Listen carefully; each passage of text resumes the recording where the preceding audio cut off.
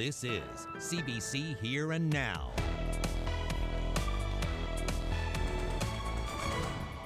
We've become aware that they are not self-isolating in the hotel. They have been made perfectly clearly aware they are to get in a bus or in conveyance and go from the FBO to a hotel where they take room service and reverse the process the following day in the morning.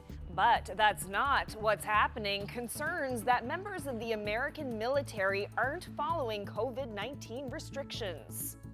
I sometimes get water balloons, and it's my favorite part so far. When we pull up and see those smiling faces, it's so amazing. We just can't wait. We're like, okay, who do we have at this drop-off? A creative solution means this West Coast summer camp will not be shut down. A little bit of unsettled weather over the next few days. I'll have all those details coming up. Good evening and welcome to Here and Now. CBC News has confirmed members of the U.S. military have been leaving a St. John's hotel and not self-isolating for the recommended 14 days. The province's health minister says as far as he's concerned, that's against the rules. Here and Now's Mark Quinn has tonight's top story. It all started with a flurry of social media posts overnight, like this one on Facebook saying members of the U.S. military are visiting St. John's and not self-isolating.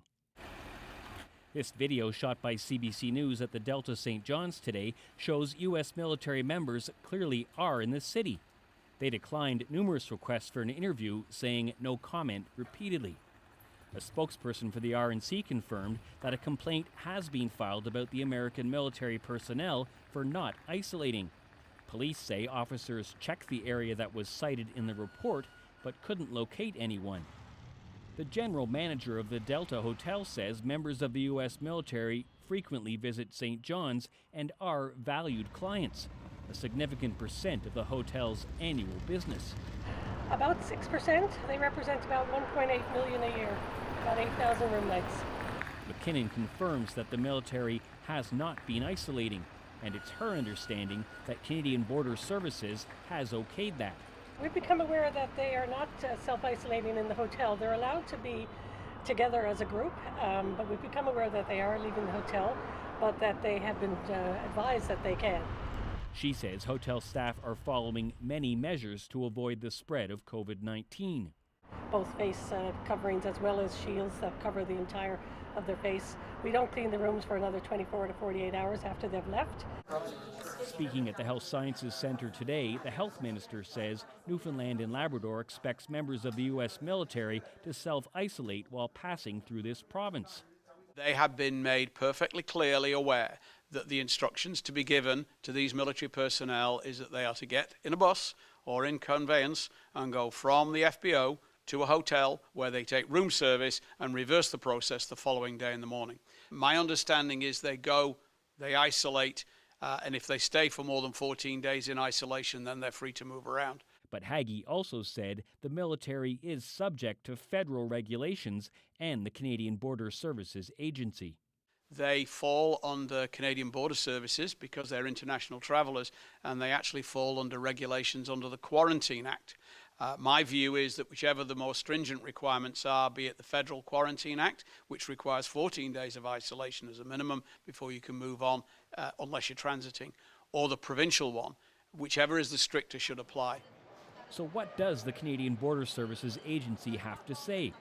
It says it's working on a response to our questions about isolation rules for members of the American military.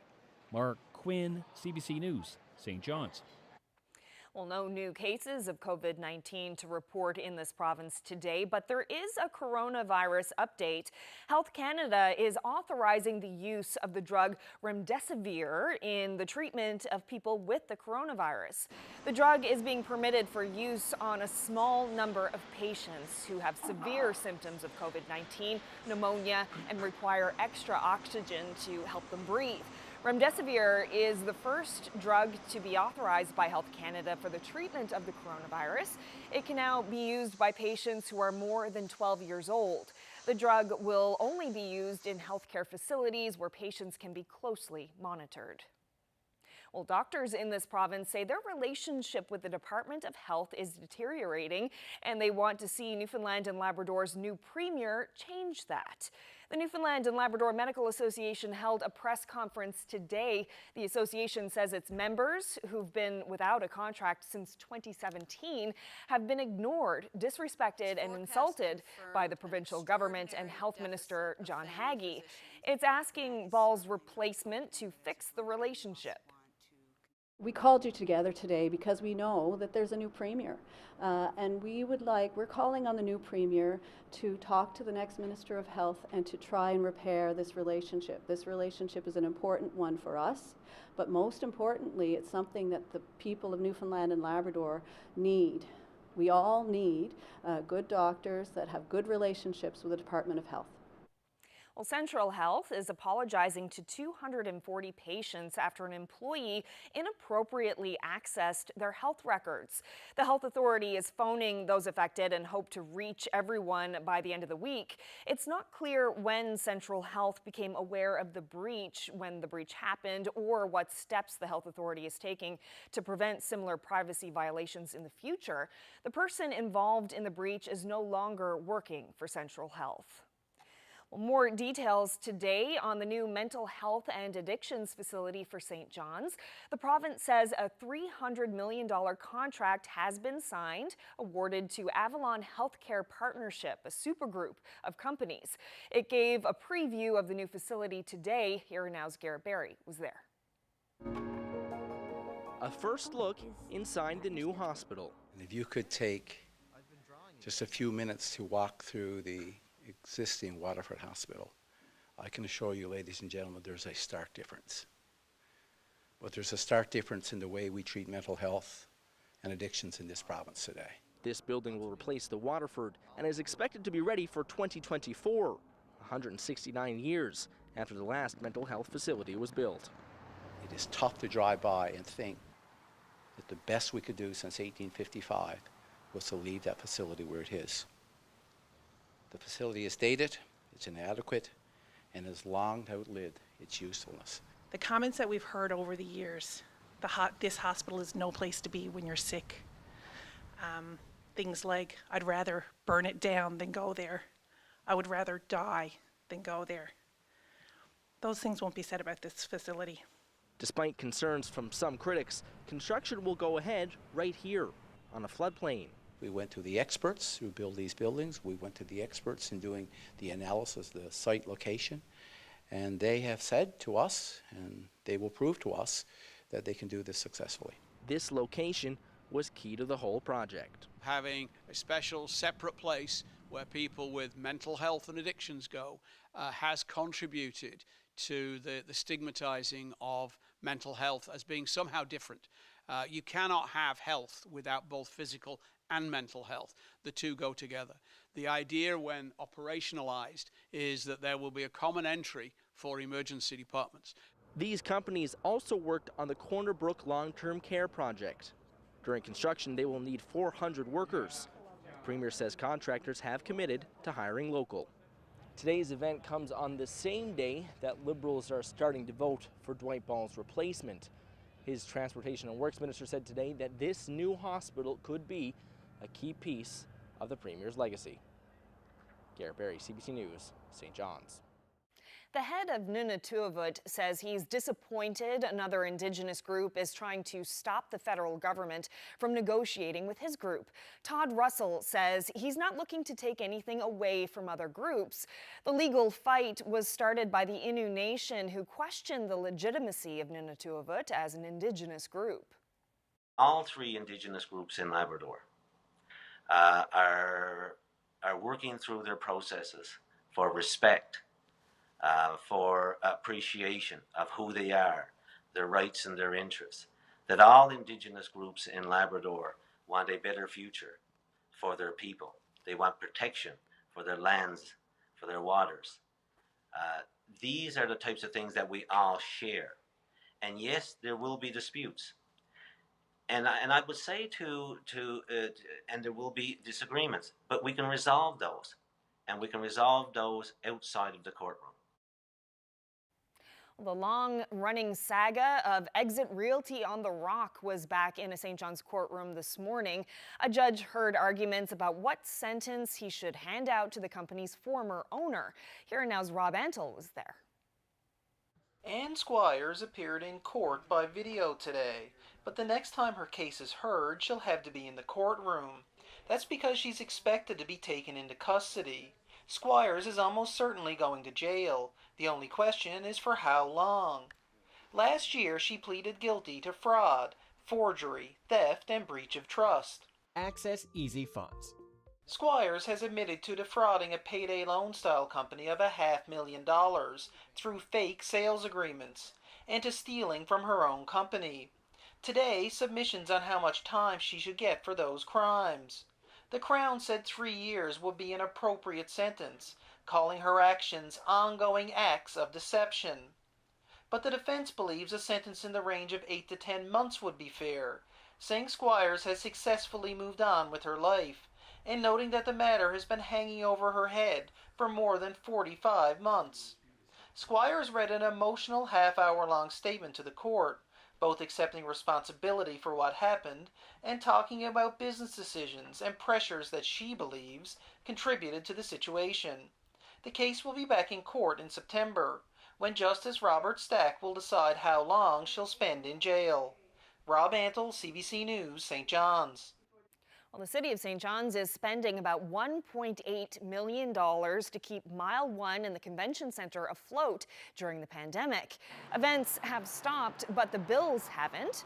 According to the city, the building's mechanics, generators, and refrigeration systems can't be shut off, and full-time staff are still getting paid. Facility rentals and concessions typically cover most of that cost, but those revenue streams aren't coming in because of COVID. The city says staff are working through possible operating scenarios, but admits the logistics are challenging. Well, a physically distanced ceremony was held today on the grounds of Government House in St. John's. Lieutenant Governor and Premier were on hand as philanthropist Elaine Dobbin received the Order of Newfoundland and Labrador. The Elaine Dobbin Center for Autism promotes lifelong supports for people with autism spectrum disorder, their families, and their caregivers. Dobbin was also recognized today as a supporter of the arts. Iris Kirby House, the Newfoundland and Labrador Lung Foundation, and Janeway Hospital. Dobbin was awarded the Order of Canada in 2015 and received an honorary doctorate from Memorial University last year. Well, COVID health restrictions almost shut down summer camp in Rocky Harbour until the recreation coordinator came up with Camp in a Box. Trina Reed hand delivers the boxes to children in Gross Mourne each week. Colleen Connors has that story.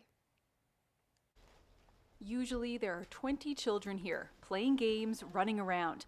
But the pandemic kept them all home this summer. And we really didn't know how we were going to be able to run camp, but we wanted to provide something for our campers. Reed and the camp counselors are bringing camp to the kids with Camp in a Box. We'll look at who's registered and we start packing the boxes. So we will go on a big shopping spree and come back with all of our little things that we have, and we'll start sorting. We'll open up our package. Each box comes with detailed instructions for daily activities, crafts, games, science experiments, cooking lessons, outdoor sports, loads of fun. Reed delivers the boxes each Friday. But going to their homes, they're waiting at the doors. They're like, my box is here, I can't wait. They're sending us pictures. We're asking them to send us pictures, send us videos. So every week I'm getting all kinds of pictures and videos from our little campers, and it's showing all the activities that they're doing. Hi, my name is Jenna and I live in Rocky Harbour, and this year I'm doing summer camp in a box. I can't wait for Fridays to come because then I get my camp in a box, and when I get my camp in a box, I sometimes get water balloons, and it's my favorite part so far. And I just can't wait to see what comes next. Can't wait to see what boxes come on Friday. Each box has a different name, and right now we're on all sorts of sports, and I just can't wait to see what comes next. Camp in a Box is a lot of work. A lot of creativity, but totally worth it for Reed. When we pull up and see those smiling faces, it's so amazing. And we just can't wait. We're like, oh, okay, who do we have at this drop-off, right? So it's pretty neat. Colleen Connors, CBC News, Rocky Harbour. Well, here's something else totally adorable. Here's Sophia Vatcher, Colleen Connors' little one, cooling off in Corner Brook on this hot summer's day. Little Sophia is 13 months old and making her Here and Now debut. Definitely a day for the kiddie pool on the West Coast today. Hi, baby. Oh. Well, certainly a beautiful day on the West Coast. Now, we do have some rain on the way as we head through the next couple of days, but a warm-up on the way for Labrador as well. I'll have all the details coming up. This summer, you're going to see a lot of things on the pedestrian mall in downtown St. John's, and this one is probably one of the most unique. This is a living statue. This is Vanessa, and we're going to show you how she creates this character. Coming up on Here and Now.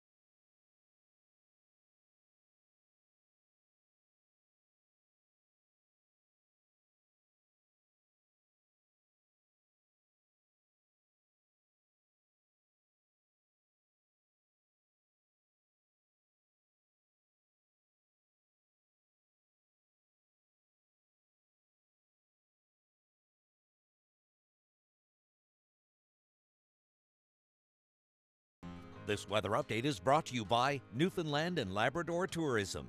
This year, it's Stay Home Year, the year to rediscover home.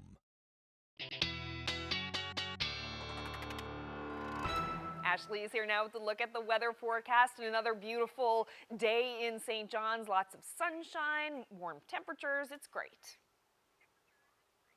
Yeah, it was a beautiful day for most of us across the province as well. The warmest temperatures, though, were along the west coast. Let's take a look at those temperatures through the day. 26 degrees so far in Corner Brook this afternoon. Those temperatures reaching about 23 degrees in Deer Lake, 22 in Gander, and 18 in St. John's. Those temperatures are generally sitting in the teens up through most of Labrador as well. 16 degrees in Happy Valley, Goose Bay.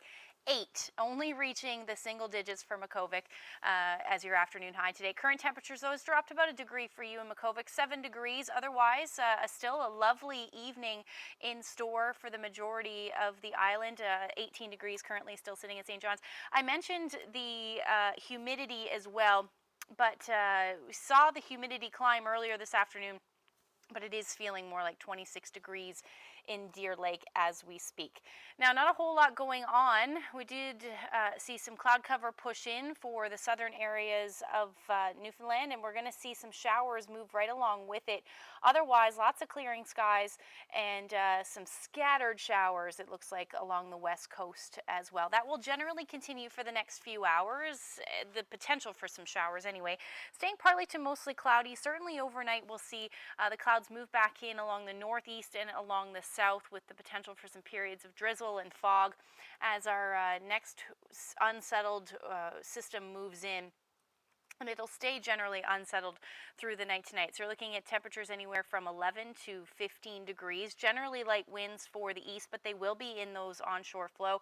And then easterlies for the west coast, 20 to 30 kilometers per hour. And then we'll see the rain for Lab City. 12 degrees will be your overnight low, and 11 in Happy Valley, Goose Bay under partly cloudy skies. Now tomorrow we'll stay a little bit unsettled. The first half of the day is actually looking fairly nice. We should see plenty of sunshine to start. However, along the south coast and then creeping up the west coast, we'll see that shower activity move in. Eventually, it'll make its way and spread further east towards Central and the Avalon as we head into the evening and overnight hours, with the potential for some showers moving up for the Northern Peninsula as well.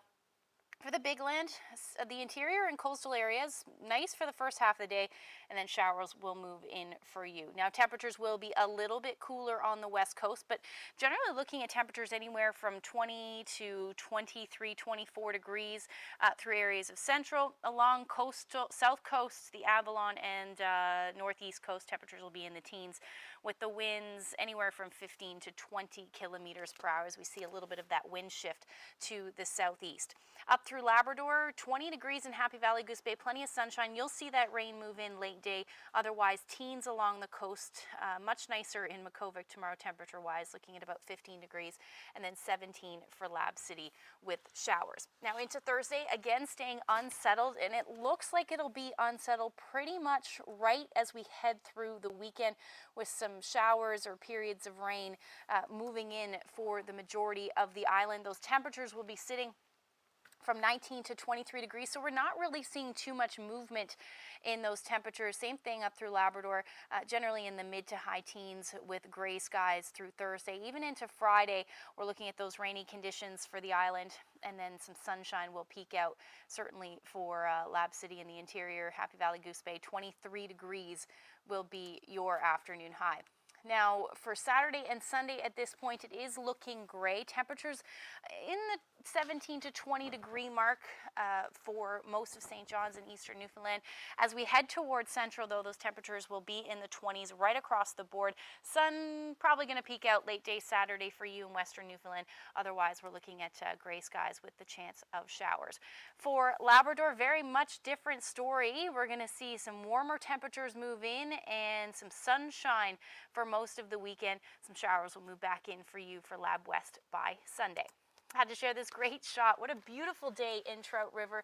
Penny sent us this lovely photo. If you have any photos to share with us, send them to nlphotos@cbc.ca. Love all the color in that one. Thanks so much, Ashley. No problem. Well, if you're strolling along Water Street this summer and see a new silver statue in the middle of the road, you might want to take a closer look because it's likely Vanessa Cardozo Whalen dressed as a living statue. Here now's Jeremy Eaton caught up with her today as she got into character. How does somebody go about becoming a human statue? How did you make that decision? I was searching about Buskers Festival, and I was really I'd like to participate in the Buskers Festival somehow. And I was here for 1 year, and I didn't have a big show to have people sit and watching me for 1 hour or 30 minutes. So I just thought, what can I do with the skills I have? What can I present to the public? So I came to me maybe I can do a living statue. Where are you from, Vanessa? I'm from Brazil. And how did someone from Brazil end up in St. John's? I'm married to a Newfoundlander, so we decided live here now. And how long have you been here? 6 years. There's not a lot of living statues in this province. Do you know of anybody else who does this? No, I don't.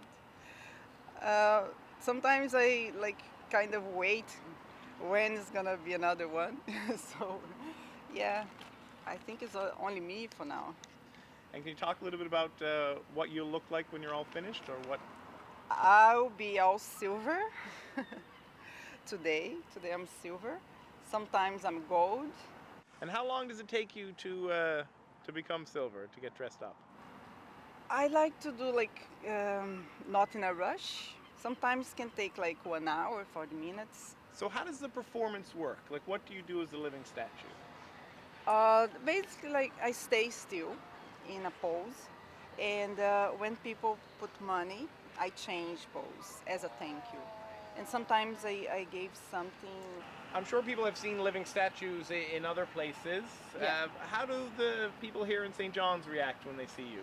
Very different reactions, and some people hard to believe that I'm real.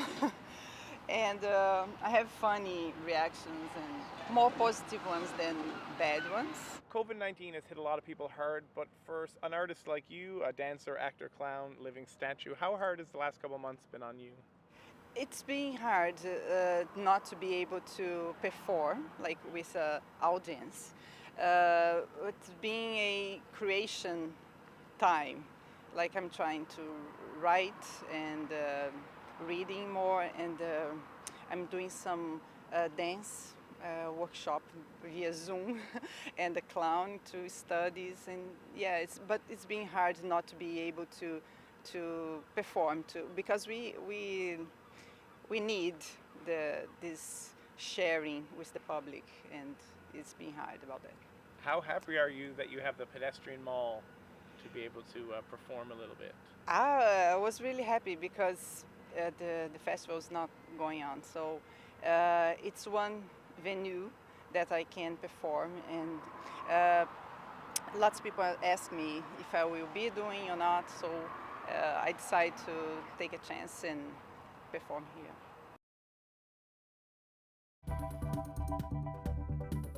It's funny sometimes to see some people who refuse to believe that somebody like me with long hair can be in this show. A West Coast artist shares his perspective on being an Indigenous man on stage. That's coming up.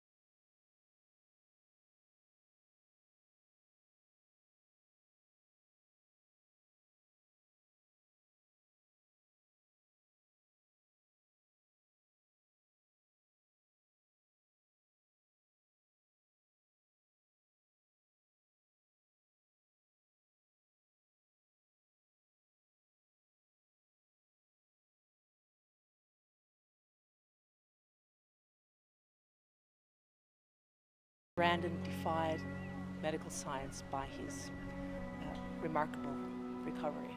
Sometimes I go up to people and tell them my story, not to drink and drive. Over 5 years ago, I got a very bad car crash in Alberta.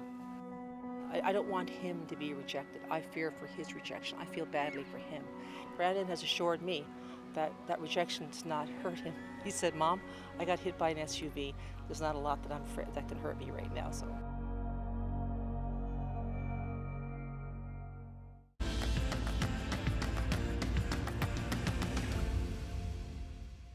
Gordon White says that when it comes to mainstream theater in this country, Indigenous people need to be better represented.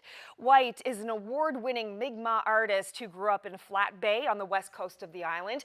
CBC's Prajwala Dikshit joins me now. So Prajwala, you spoke with White about his experience. I did, Carolyn, I did. And Gordon is someone who fell in love with theater in high school, and then he pursued it at Grenfell College. He's performed at some of the biggest theater companies in the country and now works with the prestigious Stratford Festival. We had an amazing candid conversation about his experience working as an Indigenous theater artist of color.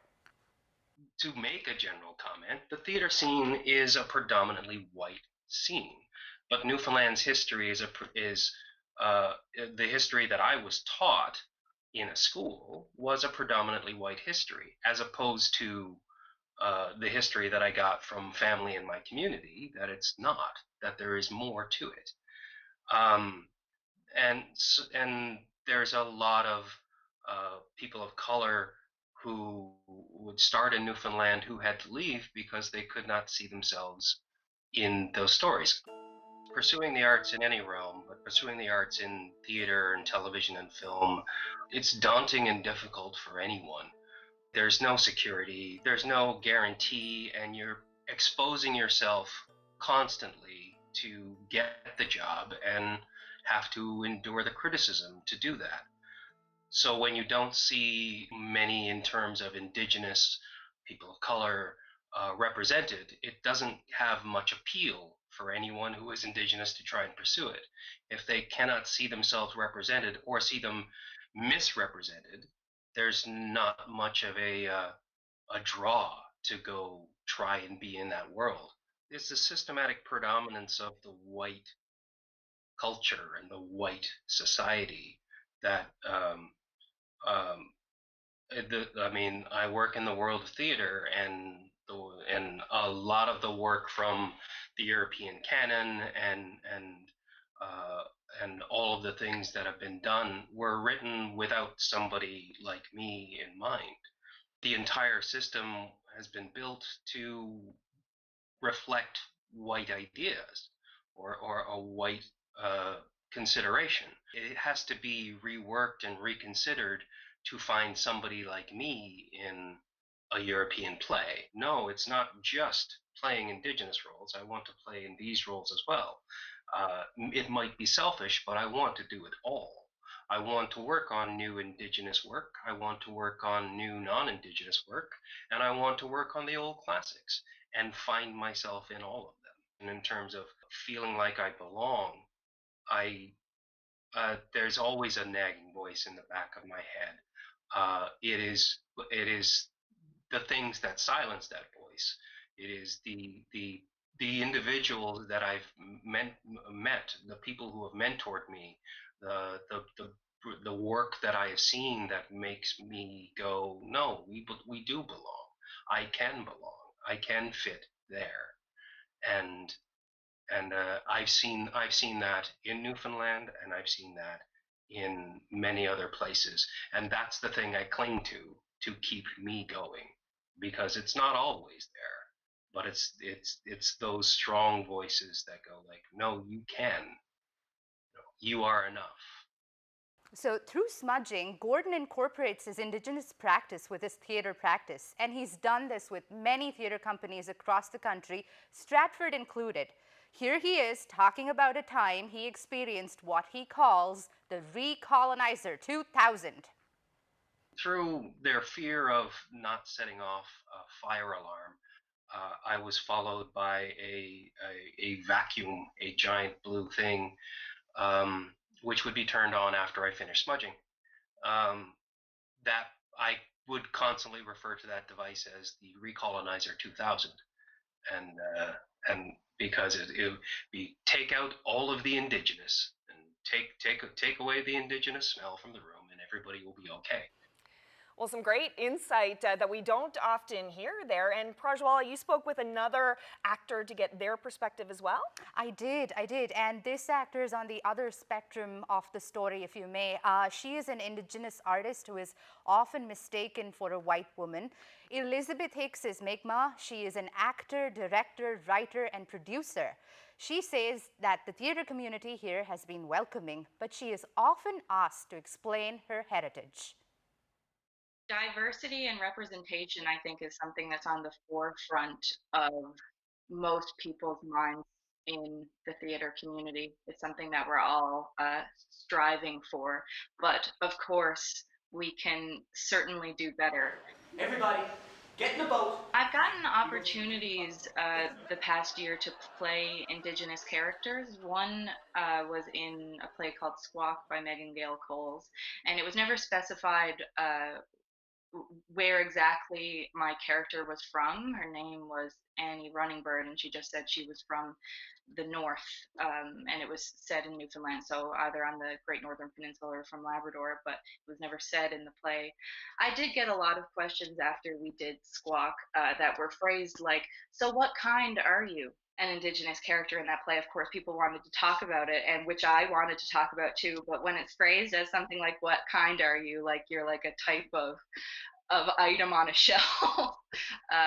It's, yeah, just a little unpleasant. So I would just like answer that question knowing that it was probably good intentions and curiosity, but the phrasing of that is not exactly pleasant. Racism towards Indigenous people in this province is something that I have observed my whole entire life. And as a child, you would hear people say really bad things, and I don't even want to repeat them. I think like most people know things that are said and stereotypes that are made, and those are things that I heard. And those types of attitudes are actually, I think, why a lot of people in Newfoundland and Labrador don't want to identify as Indigenous, and that is so common, I think. I think that we as a theater community need to take the active step to seek out and provide opportunities for Indigenous artists of color in this province. We have to make those opportunities and make sure that we see everyone's story on stage, because if we're going to like pride ourselves in a way on being like on telling stories of this province, then why aren't we seeing and why aren't we giving money to all of the stories? So I think a great first step, and there are many steps and they're hard, but a great first step is bridging the gap geographically. And I think that everyone's getting a lot more comfortable with Zoom and things like that now. So the distance and the vastness of this province, that is something that we can tackle, and it's not an excuse anymore, I don't think. Both Gordon White and Elizabeth Hicks say there's some amazing work being done in our province to further propel Indigenous arts and theatre. Some local companies, including Artistic Fraud, are bringing in Indigenous works from across the country to our audiences here. And recently, Persistence Theatre announced it's offering a paid mentorship for an Indigenous person. First Light works to create professional opportunities for its clientele in all fields, including the arts. But considering that it's 2020, both artists say more needs to be done to bring alive something that is inherently present in Indigenous cultures across the country. And that's a rich heritage of storytelling. Carolyn? Thank you so much, Prajwala, for bringing us these stories. Thank you for having me.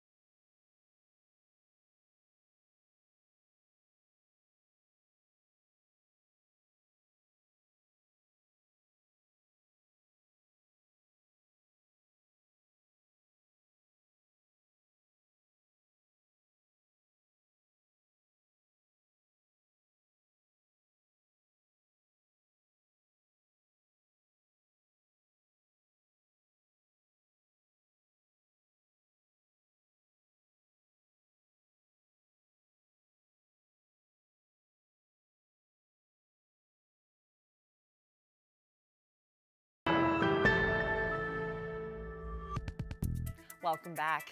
Planned Parenthood in St. John's is looking for volunteers to answer phone calls from people who are in need of support. The project is called The Warm Line, and this afternoon I spoke with Executive Director Nikki Baldwin about what it is and who will benefit from the service. So it's a peer support telephone line. We're hoping to get text as well for the 2S LGBTQIA+ community, so that they can talk in and call in and get support. And can you tell us what those acronyms mean? Yeah, so they mean different things to some people, but for us it starts with two-spirit, lesbian, gay, bisexual, transgender, queer, intersex, and asexual, and then the plus to just make sure everyone's included. We try to get the whole thing in there, but there's so many different identities and genders now. Yeah, there's such a spectrum, right? Yes. So this line is meant to cater to all of them. Yes, so it's intended to cater to all of them, and we're hoping we're getting the right volunteers and peer supporters that can help each different person, but it is intended for both youth and adults. What are you hoping people will get out of it when they call the line? What kind of benefits do you hope that the callers will receive from calling the Warm Line? What we really see is people who are coming out and who don't know what that means, who don't know where they're going to turn to now, whether they're going to be able to keep their friends, what this whole new experience is, and they've just never connected with that community. So they have all these questions that are embarrassing to ask or embarrassing to tell people about, but with us they can call, no shame, and we can help them out. We really just want to help with their mental health. We just think it's a really important thing to not feel isolated in your identity or left behind by all the mental health initiatives that have been popping up in the city wonderfully. What about people who are living in isolated areas, people who are living in rural Newfoundland and Labrador who may not have access to the usual resources that are in the city? Will they be able to avail of this line? That's exactly it. A lot of Newfoundlanders are isolated either where they live or they've just moved into St. John's and they don't know anyone. So this isolation is really bad for mental health. And with our line, we can connect them to their community that they may not have found yet, or that they haven't discovered, or that just doesn't exist in their small town. And when someone calls into the Warm Line, who will be on the other end? So we believe in nothing for us without us, so it will be entirely manned by 2S LGBTQIA people. So when you call in, you are reaching someone who deeply understands your situation through lived experience. And you're looking for volunteers now? Yeah, so we're recruiting volunteers right now, and we're especially interested in those from intersectional minorities, which we seem to be missing in our volunteers right now. So those who are people of color, two-spirit, or trans people in particular, but anyone who's in the 2S LGBTQIA community is perfect for us. And you mentioned that this is for all ages, folks who are trying to find themselves at any age. What kind of a difference can there be between someone who is, younger and trying to find themselves and someone who is older and trying to find themselves? So in Newfoundland, we find there's a lot of resources for those who are younger and trying to find themselves, especially if they live in the city. But most Newfoundlanders do come out when they're a little bit older, and those resources just don't exist once you're out of high school and university. We get a wide range of ages from 14 to 70. When do you think it'll be up and running? We're hoping mid-September, the latest. Well, Nikki Baldwin, thank you so much for telling us about the Warm Line. Thank you so much for coming out.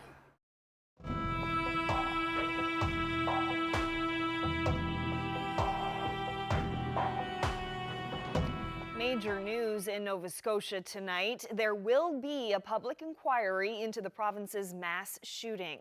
22 people were killed in the April shootings, which began in the small community of Portapique. Nova Scotia MP Sean Fraser made a lengthy post on Facebook this morning supporting a full public inquiry. Fraser said he was, quote, deeply upset by the decision to have a panel review instead. Then a little over an hour ago, Public Safety and Emergency Preparedness Minister Bill Blair gave the go-ahead, saying he hears what Nova Scotians are saying.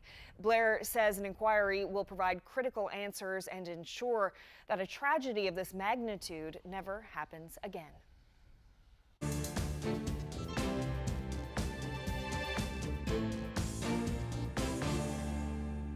Well, Well, with just weeks left in their summer holidays, millions of Canadian students still don't know what the new school year will look like.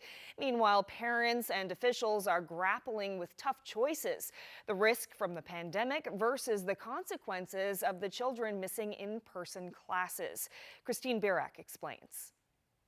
The sneaky monster crept. Having her children home for months hasn't been easy, but Narissa Critchlow isn't eager to send them back to school either. Not comfortable at all. To be frank, I just feel that we are not close enough to quite understanding the virus itself. Most studies examining kids in COVID-19 are trying to answer two questions. What is the likelihood of children getting the infection, and what is the likelihood of them spreading the infection? A recent analysis looked at 550 COVID-19 cases among children under 18 in China, Italy, and Spain.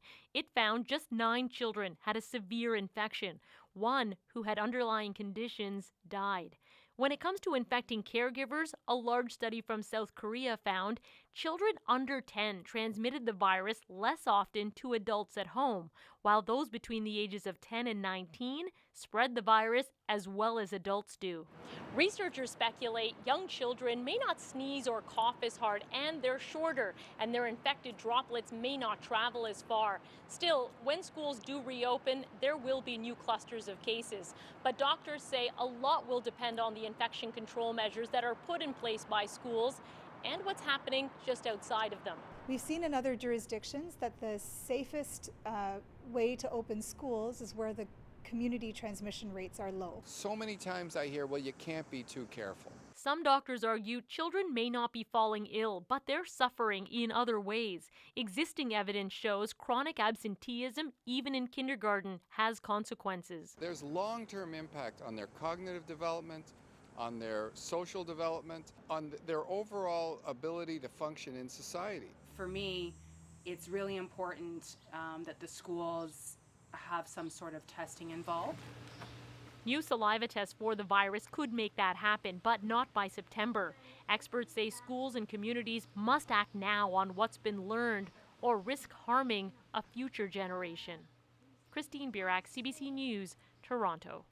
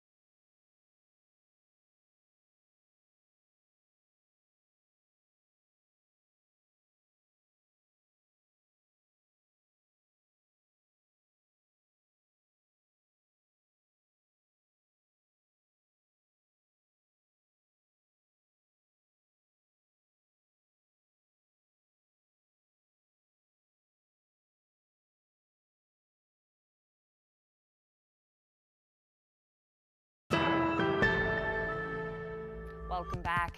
20 years ago, the provincial government spent millions to celebrate a milestone at Lanza Meadows. The National came to cover the event. Here's that report from the year 2000. A community of fewer than 50 people welcomed some 10,000 visitors today. It was a modern-day invasion to remember what happened a millennium ago. That's when Vikings are believed to have arrived in Newfoundland, the first Europeans to reach North America. That arrival and the recreation today happened here, Lanza Meadows, at the very tip of Newfoundland's northern peninsula. Raj Ahluwalia is there. They started arriving early this morning.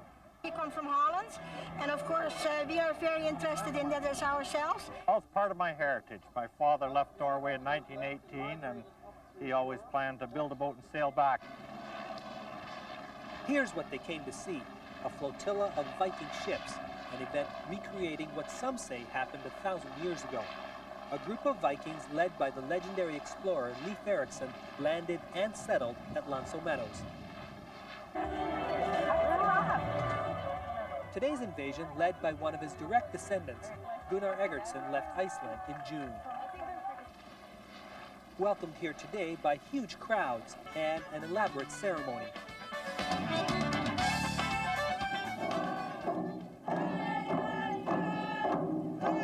For native leaders, the celebration tempered somewhat. For their people, contact with Europeans had disastrous consequences. So there was conflict between our people and your people. But I would like to take that history was made here on this spot between all people. Eggertsson says he hopes his voyage will help to change the popular image some people have of the Vikings. They weren't only a Viking Vikings who were raping and pillaging around the world. They were settlers, they were farmers. The government of Newfoundland spent millions of dollars to put on this spectacle, build a site to host it, and send the television images all over the world. Some broadcasters in Europe picked up the free program. The Premier defends the approach. To Newfoundland's an island. It's not a place that many people know about easily. These kind of celebrations, this kind of coverage gives us a profile and a chance to showcase our province we would otherwise not have, and it's working. Tonight, the tourists are gone, the replica Viking ships hauled ashore, the replica Vikings celebrating. But people here are hoping the excitement they generated will help lure other tourists, bringing some prosperity to an economically depressed region. Raj Ahluwalia, CBC News, Lanza Meadows, Newfoundland. Well, and even older than that, Russian scientists are examining the bones of a 10,000-year-old woolly mammoth discovered in the shallows of a Siberian lake. Yes. The excavation hasn't been as delicate a business as you might think. The find includes 4 leg bones with some soft tissue still attached, as well as part of a skull and several ribs. The thawing of the permafrost in the Arctic has led to more and more similar finds in the region. Some of those pieces date back to 30,000 years ago. Wow. And before we sign off for tonight, while we were on the air, Canada Border Services Agency got back to us about the American military members and whether or not they have to isolate when they come to this province. Well, the CBSA says it doesn't comment on specific cases, but there are exemptions. Border Services says exemptions do not apply to anyone experiencing COVID symptoms. You can find out more about this story on our website, cbc.ca/NL. Well, that's it for us tonight. Thank you so much for spending part of your evening with us. I hope you can join us again tomorrow night. Good night.